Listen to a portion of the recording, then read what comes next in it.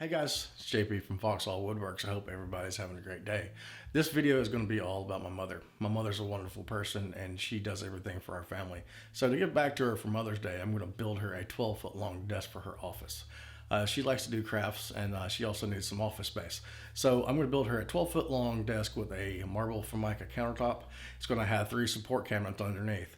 The middle cabinet's going to have a bunch of drawers for her art supplies. The left cabinet has some storage plus a pull-out tray for her printer. And the right side is going to have 2 storage drawers plus a file cabinet drawer. This was a fun build. We learned a lot of things. We did a lot of new stuff. We used a lot of new jigs and some new spray equipment for the painting. So I hope you enjoy it. If you do, go ahead and sub to our channel and hit the like button and the notification bell. All right, let's get started.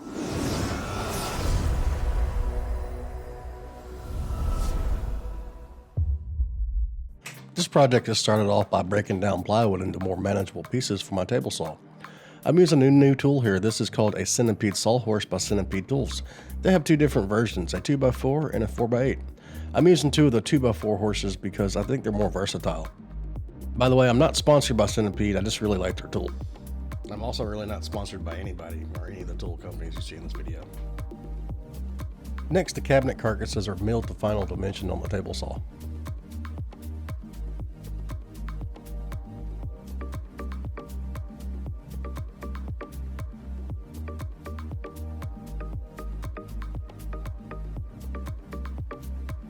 In order to secure the cabinets to the wall, I will have to notch out a backwards toe kick. The room has a base molding that we did not want to cut out.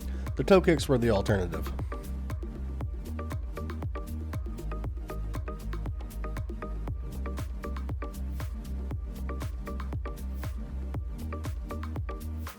A jigsaw is used to cut out the toe kicks. I'm not a big fan of the jigsaw, but if you follow your lines and go slowly and use a pretty good blade, then you should be okay.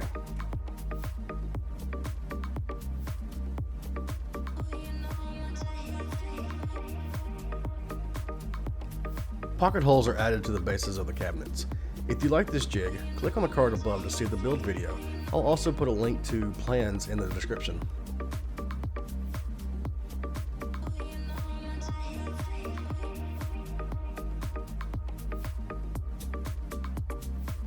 I unfortunately did not get footage of attaching the bottoms to the sides, so moving forward, stretchers are attached to the top and backs of the cabinets.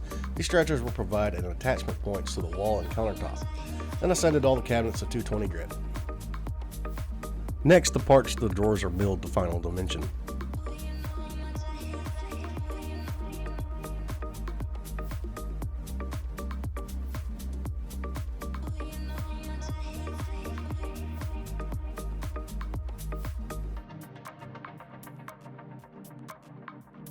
A 1/4-inch dado stack is used to mill the lock rabbit drawer parts. If you've seen my other videos, you know this is my favorite method of building drawers.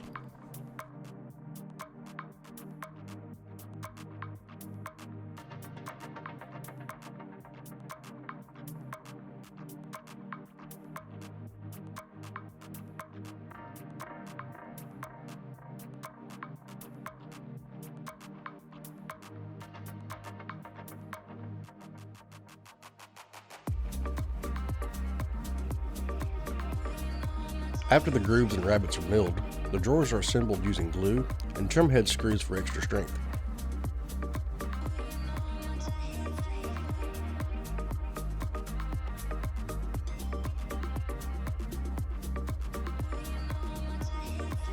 Here's a little trick I picked up from Mark Spagnolia over at the Wood Whisperer. Instead of measuring up from the bottom of the drawer boxes to find your slide positions, use the whole slide assembly to reference the slide catch position. I find this a lot easier and less frustrating. Let's take a break for a minute. I want to show you how I use SketchUp to get even cabinet spacings for drawer slides. SketchUp is an incredibly powerful tool. I'll provide a free SketchUp file in the link below.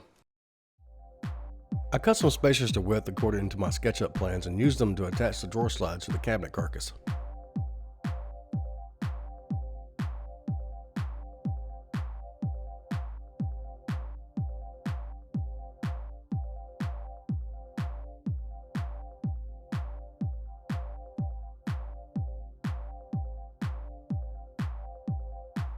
2 strips of 1/2-inch plywood is used to evenly space the drawers all the way up the cabinet. A self-centering Vicks bit is used to pre-drill the holes for the screws.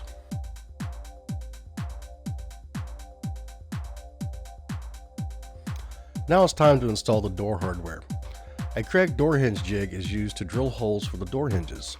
This is the first time I've used this jig, and I gotta say, it's really handy and it works really well.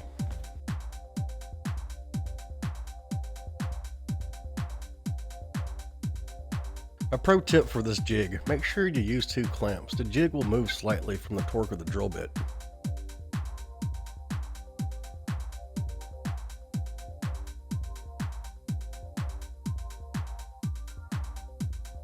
Next, the hinges are installed into the newly drilled holes. Then the door is fastened to the cabinet. The nice thing about these cup hinges is that they're fully adjustable once they're attached to the cabinet.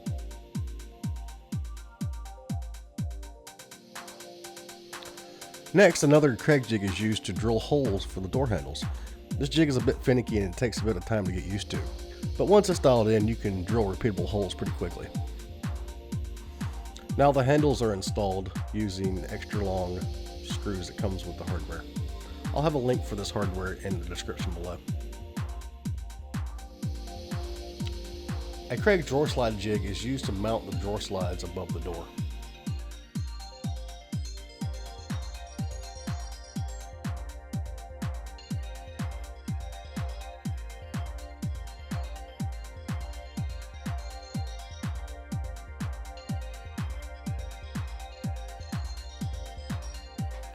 A drill press is used to drill the holes for the handles and all the drawer fronts.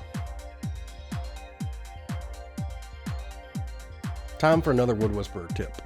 Use the holes you just drilled to temporarily mount the drawer fronts into position. Then secure the drawer fronts from the backside.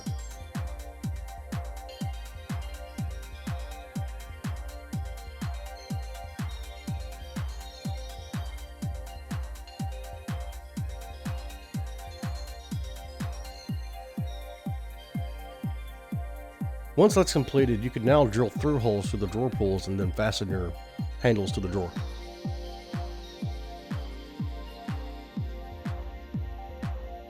Next, edge banding is applied to all the doors. This is the first time I installed edge banding. It's an easy process to install. But a pro tip, make sure you get a good quality edge trimmer because the one I had was very dull. Next, the cabinets are prepped and ready for paint. A spray tin is set up and the cabinets are rolled into place with a furniture dolly. I'm using a new Fuji sprayer, and so the paint is thinned and strained into the paint can. 3 coats of paint are applied to the cabinets and allowed to dry overnight. I'll have an affiliate link in the description below for this paint sprayer. This thing is absolutely amazing. Time for installation. A TV mount is installed before the cabinets are placed. Each cabinet is placed. We decided to flip the left and right cabinets in the room, so the door we built earlier was not going to be needed, which is a bummer. Each cabinet is shimmed and leveled, then attached to the studs using 3-inch long cabinet screws.